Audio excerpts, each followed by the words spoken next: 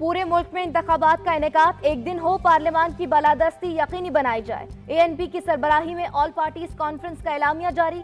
कहा गया कानून साजी और आइन साजी पार्लियामान का इख्तियार है, अदालत का काम आइन की तशरीह है।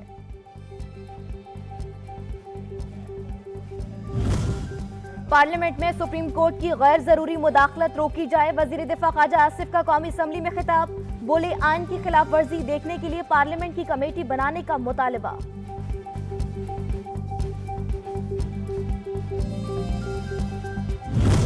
और गोवा में शंघाई ताउन तंजीम का इजलास, वजीर ख्वाजा बिलावल भुट्टो कल भारत रवाना होंगे।